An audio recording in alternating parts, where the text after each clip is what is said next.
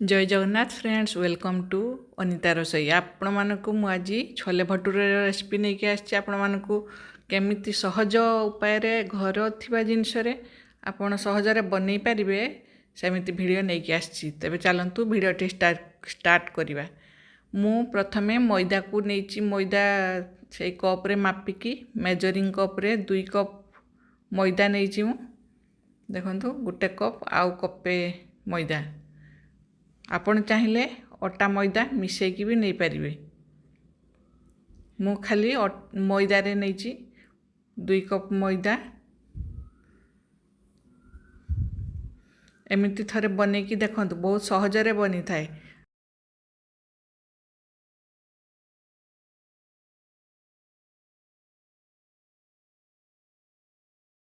छोले भटूरे सेहीपरि घरे आपण सहजरे बनई पारिबे। मु लुण देइछि आउ चीनी गुंड थिला चीनी मु गुंड करी रखिथिली से गुंड को ऐड करछि गोटे चामच आउ सुजी 2 चामच ऐड करछि बड़ चामच रे आउ खाइबा सोडा गोटे पिंच बेसी देबेनी फाटी जीव नले भटूरे सब हाथ रे मिक्स कर दवा। तापरे दही गोटे कप रे गोटे चटु मु देइछि दही बेसी खट्टा दही देबेनी टिके स्लाइट खट्टा हेथिबो अल्प टिके भल हबो से खट्टा दही देले भल से तार फुलिबो भटूरे गुड़िक भल से फ्लपी हम से टिके खाली खट्टा दही देवे भल से हाथ रे मिक्स कर दबा। तापरे अल्प अल्प पानी देकी ताकू अटा परी चकटिबा बेसी नरम टिके दरकार बेसी नरम भी करिवेनी बेसी टाण भी करिवेनी भटूरे पाई अटा नरम ही चकटा जाए। देखो टिके तेल दबा गोटे चामच बड़ चामच रे तेल मु देइछि भल से चकुटी दबा ताकू हाथ रे जेते नरम हबो चकटा सेते भल फुलिबो।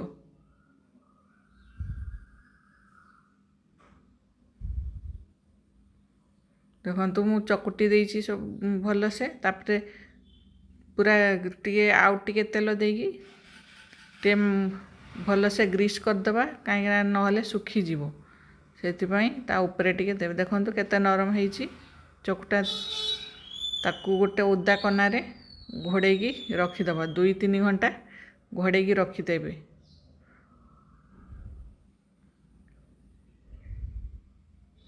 ताकू साइड करके रखीदबा टे गरम जगार रखिबे भल से फुलिबो। तापरे एपटे आमे छोले को प्रेशर कुकर रे देकी सिझेई दबा। देखो छोले को बतरे देइथिले राति सारा बहुत बढ़िया से बतरी जाइए।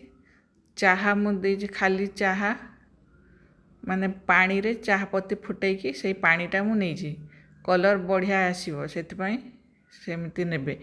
लुण दबा स्वाद अनुसार लुण देबे आ टिके गोटे पिंच खाइबा सोडा देबे बहुत जल्दी सिझी जीवो नरम हबो टे मिक्स कर दबा। तापरे प्रेशर कुकर टा गैस रे बसई दबा ताकू 4-5टी हुइसिल देबे तापरे ओल्हेई देबे। छोले टिके टाइम लागे सिझवा पई मु तापरे पेन बसई देइछि तेल 4 चामच दे देइछि सोरिष तेल आ टिके हिंगु टिके दे देबा गोटे पिंच हिंगु बहुत बढ़िया वासना आसीबो।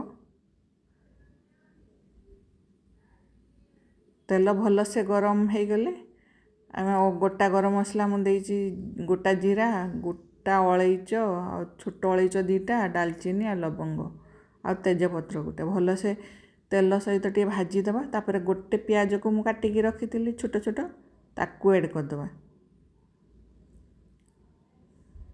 आपण चाहिए प्याज को बाटिकी मध्य नहीं पारिबे पेस्ट करी पेस्ट देले टे बेसी तेल लागिवो कहीं टी लाल हवा पर्यंत टी टाइम लगे पेस्ट को आउ गोटे ताटिया मु गुंड मसला सब नहीं जीरा गुंड नहीं गोटे चामच आ धनिया गुंड 2 चामच धनिया गुंडर मात्रा टिके बेसी देबे आ हळदी गुंड गोटे चामच छोट चामच बड़ चामच रे हाफ चामच देबे आ लंका गुंड गोटे चामच ताको पानी देके मिक्स कर दबा ए पेस्ट टी ऐड करले बहुत बढ़िया टेस्ट आसीबो एमिति बनै कि देखंतु देखिबे तार टेस्टटा अलग आसीबो टिके मिक्स करके अलग रखिबा ताको एबे चलंतु देखिबा प्याज सेपटे हेलाणी कि नहीं प्याज आमर हो आसलाणी एबे अदा रसुण रो पेस्ट ऐड करिबा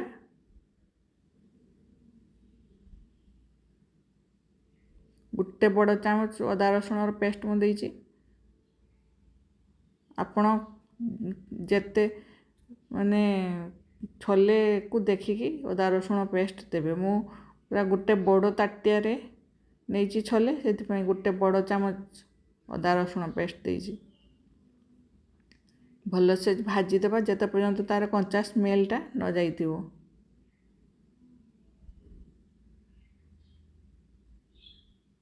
देखंतु अदा रसुण रो पेस्ट भाजी हे आसलाणी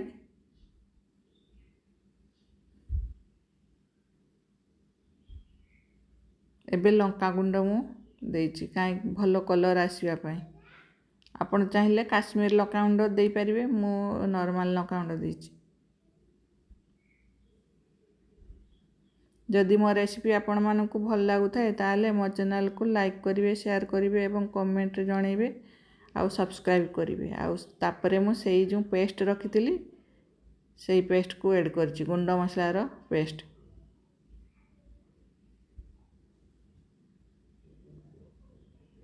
भल से कषी दबा ताकू जते पर्यंत तेल ऊपर को न आसी तापरे मु छोले मसला देइछि गोटे बड़ चामच छोले मसला मार्केट रे बहुत सहजरे मिल जाई था जदि छोले मसला नथिबो ताहले आमचूर पाउडर टी मात्रा दे बेसी देबे टी गोलमरच गुंड टी ऐड करिवे आ धनिया गुंड आ टी ऐड करिवे तापरे मु टमाटो प्यूरी देइछि टमाटो को 3 माने छोट साइज रो 3टी टमाटो ताकू पेस्ट करके देइछि आ बड़ साइज रो टमाटो हेले गुटे आ गोटे छोट टमाटो देबे लूण स्वाद अनुसार दबा आमे छोले सिझेला बेले भी देइथिले सेति पई देखिकी लूण ऐड करबे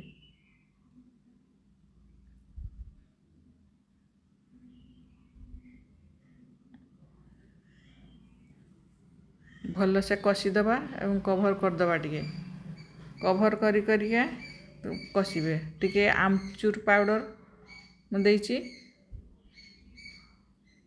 टिके खट्टा खट्टा टेस्ट आसले टिके भल लागे निहाती भाव रे देबे स्किप करिवेनी जदि भी आमचूर पाउडर न थिवो ताहले लेंबू रस टिके देई परिबे आ चाट मसला थिवो यदि चाट मसला भी देई परिबे देखंतु केमते ऊपर को आसलाणी तेल हमर मसला रेडी ही गलाणी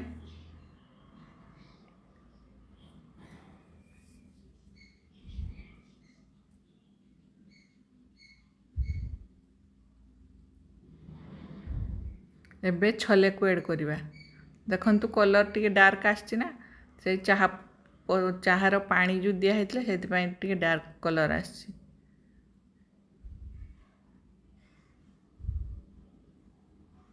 आपण चाहिले दे पारंती नहले भी न देले भी किछि नहीं खाली कलर पाई मु चाह पत्ती ऐड करथली चाहार पानी देखंतु बहुत बढ़िया सिझी ना हम छोले बहुत बढ़िया सिझी एबे कषिबा भल से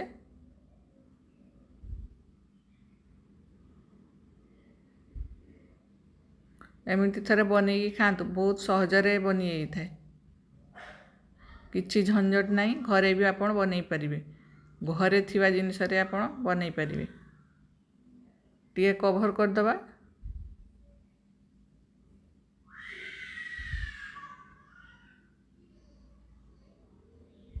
ଏବେ ଛୋଲେର ପାଣିକୁ ଆମେ ଆଡ଼୍ କରିବା। ଆପଣ ଯେମିତି ଗ୍ରେଭି ଚାହିଁବେ ସେଇ ଅନୁସାରେ ପାଣି ଦେବେ।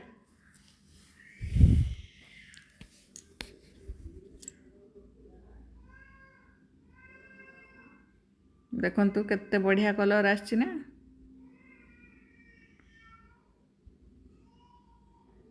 ଟିକେ କଭର୍ କରିକି ତାକୁ ଫୁଟିବା ପାଇଁ ଛାଡ଼ିଦେବା। ଏବେ ଫୁଟିଗଲାଣି।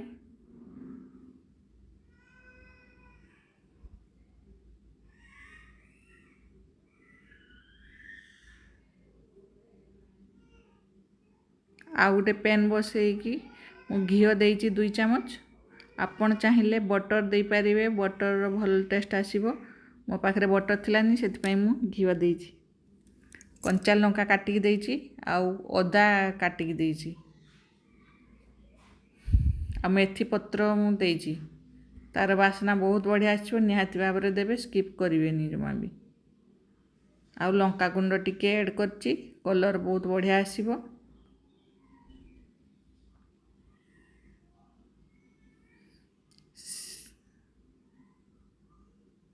ଭଲସେ ମିକ୍ସ କରିକି ସେଇ ଛୋଲେରେ ଆମେ ଛୁଙ୍କ ଦେଇଦେବା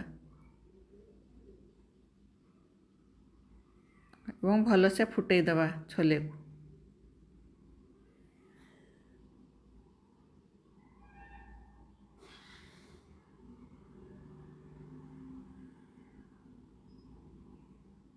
ଆପଣ ଚାହିଁଲେ ଛୁଙ୍କ ଦେଇପାରନ୍ତି, ନହେଲେ ବି ନଦେଲେ ବି କିଛି ନାହିଁ, ସ୍କିପ୍ କରିପାରିବେ।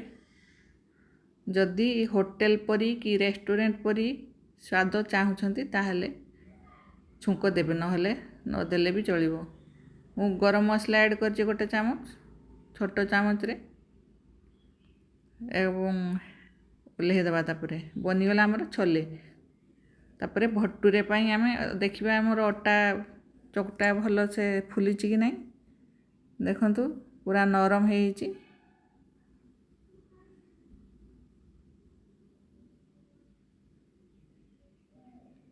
ବର୍ତ୍ତମାନ ଆମେ ବେଲିବା। ତାକୁ ଗୁଲା କାଟି ନେବା ପ୍ରଥମେ।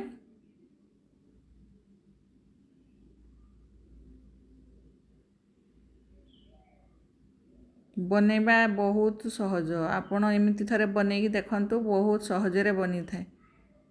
କିଛି ରକେଟ୍ ସାଇନ୍ସ ନାହିଁ। ଆପଣ ଚାହିଁଲେ ଘରେ ବି ବନେଇକି ଖାଇପାରିବେ।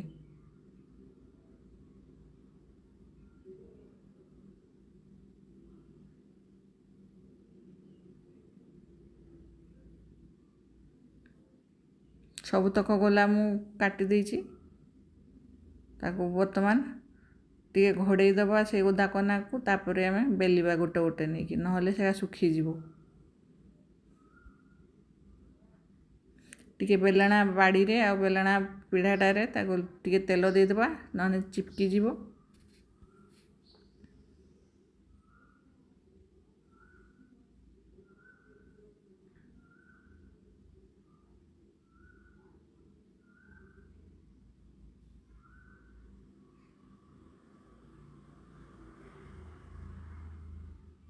ପ୍ରଥମେ ହାତରେ ଆଗେ ମେଲେଇ ଦେବେ, ତାପରେ ବେଲିବେ। ବହୁତ ନରମ ହେଇଯାଇଥାଏ ନା, ସେଥିପାଇଁ ଆପେ ଆପେ ସେ ମେଲେଇ ଯିବ। ହାଲକା ହାତରେ ବେଲିବେ।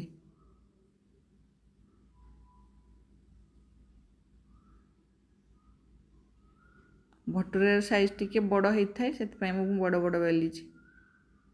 ବର୍ତ୍ତମାନ ତେଲ ପୁରା ଭଲସେ ଗରମ ହେବା ଦରକାର, ନହେଲେ ଫୁଲିବନି ଜମା ବି। ତେଲ ମୁଁ ଗରମ କରିଦେଇଛି, ଏବେ ଛାଣିବା।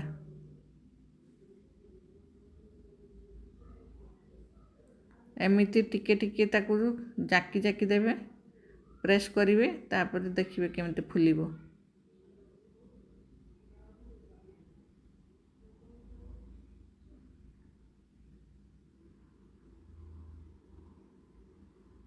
ଦେଖୁଛନ୍ତି କେମିତି ଫୁଲୁଛି।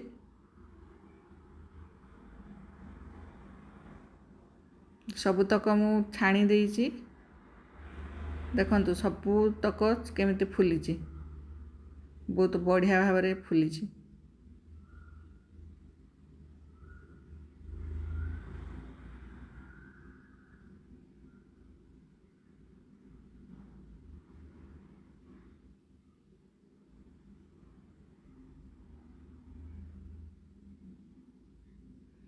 ଖାଇବା ପାଇଁ ବି ବହୁତ ନରମ ଲାଗିବ, ଟେଷ୍ଟି ବି ଲାଗିବ, ବହୁତ ସଫ୍ଟ ବନିଥାଏ।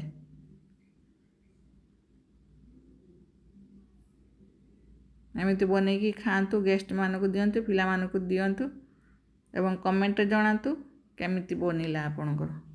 ଜୟ ଜଗନ୍ନାଥ। ଭିଡ଼ିଓଟି ପୁରା ଦେଖିଥିବାରୁ ଦେଖା ହେବ